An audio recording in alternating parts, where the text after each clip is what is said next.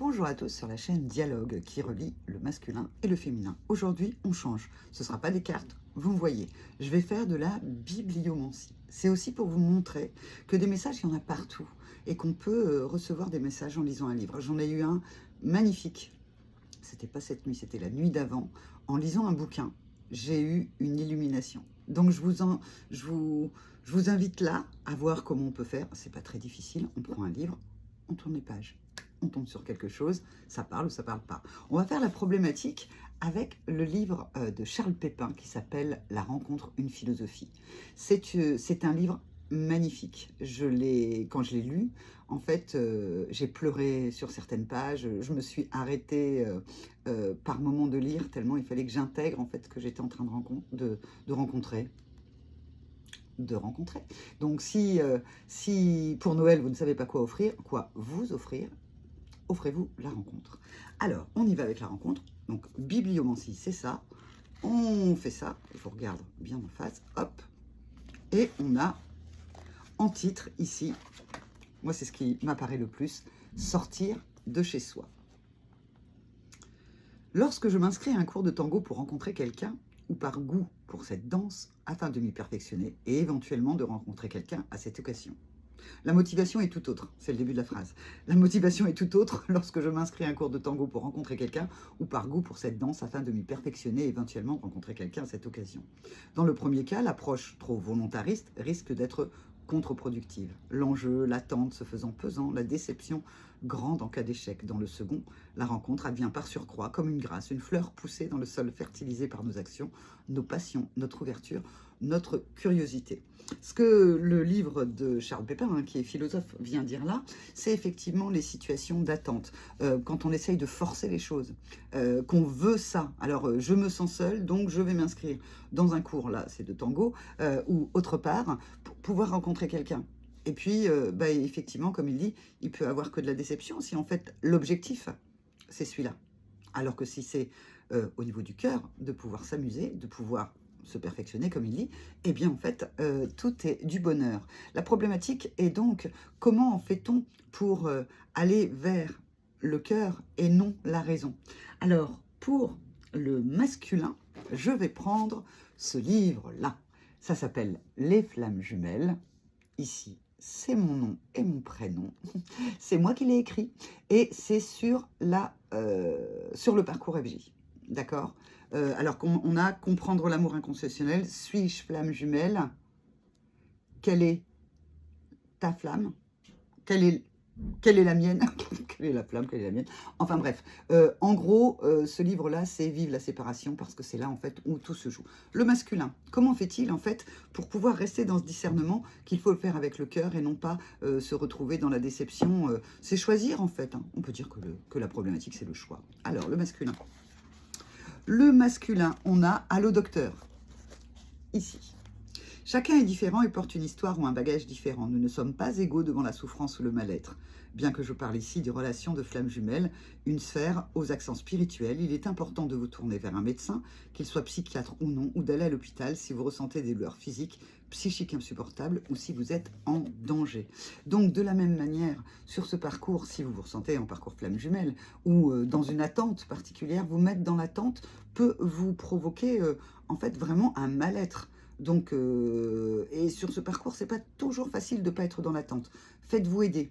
En gros, le masculin, s'il se retrouve dans cette situation de l'attente, de la déception, sans aller jusque la dépression, mais en tout cas vraiment pas bien, le mal-être, eh bien en fait, il faut se faire aider. Donc, le masculin se fait aider quand il s'en sort pas tout seul, quand il n'arrive plus à gérer ça tout seul.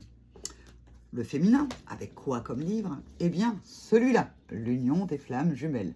Avec mon nom en haut, c'est aussi moi. Là, il parle de tout le parcours. Alors avec ces livres, hein, comme c'est Noël, allez-y, achetez-les. Ça peut vous faire un beau cadeau à vous ou un beau cadeau à des proches que vous pensez ce sera utile pour eux. Pour le féminin, on a portrait des jumeaux au moment de la rencontre. Au moment de la rencontre, chacun des jumeaux porte donc la blessure de séparation à laquelle s'ajoute la blessure originelle qui lui a été déposée lors de la scission originelle. L'un porte la blessure de rejet, l'autre celle de l'abandon.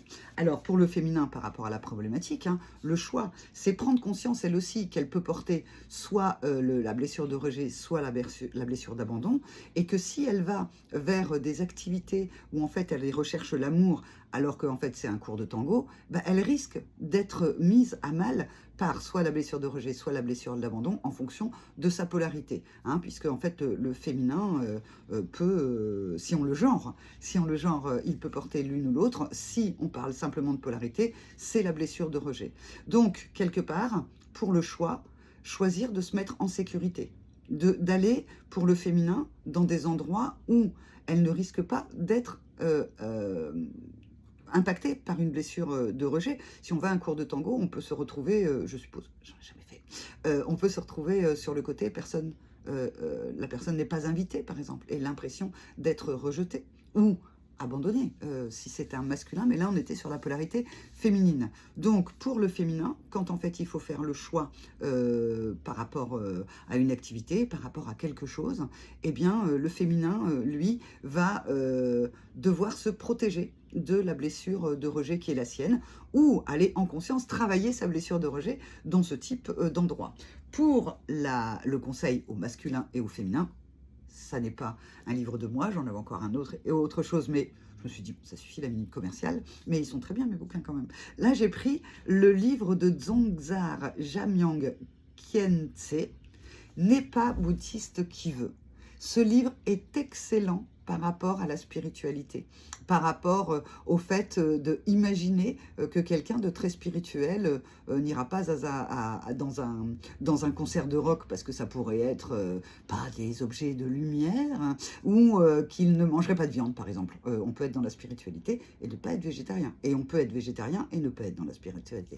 Donc ce livre est vraiment, d'abord, très bien écrit, il est très drôle. Donc là aussi, si vous avez envie de rire avec le Bouddha rieur, par exemple, eh bien, achetez ce bouquin, il est vraiment bien. Je vous le laisse comme ça, normalement, vous devez voir le titre, et c'est aux éditions du Nil. Alors, on y va. C'est quoi le conseil pour le masculin et le féminin? Au plan personnel comme au plan culturel, on emprunte des méthodes étrangères ou extérieures pour accéder au bonheur et pour surmonter la souffrance sans même se rendre compte, ou si rarement, que celle-ci produit souvent un résultat opposé au but recherché. Notre impuissance à nous adapter engendre toute une série de désagréments. Non seulement nous continuons à souffrir, de plus nous nous sentons aliénés dans notre propre vie, incapables de nous intégrer dans le système. Donc là, ça peut parler par rapport au féminin ou au masculin. Effectivement, le parcours de flamme jumelle est quand même un concept. Attention de ne pas vous fourvoyer et de vous étriquer à l'intérieur. C'est un parcours booster d'amour. S'il devient toxique pour vous et que vous en abandonnez la joie, d'être vraiment dans du mal-être, en fait, eh bien, faites une pause.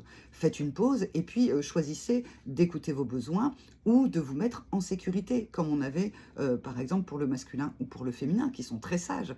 Et ici, ça vient vraiment nous dire que le choix, en fait, doit se faire par rapport à vous. Quand on est dans l'attente de l'autre sur ce parcours, j'y étais, eh bien en fait on est comme ça, on voudrait tout faire pour l'autre.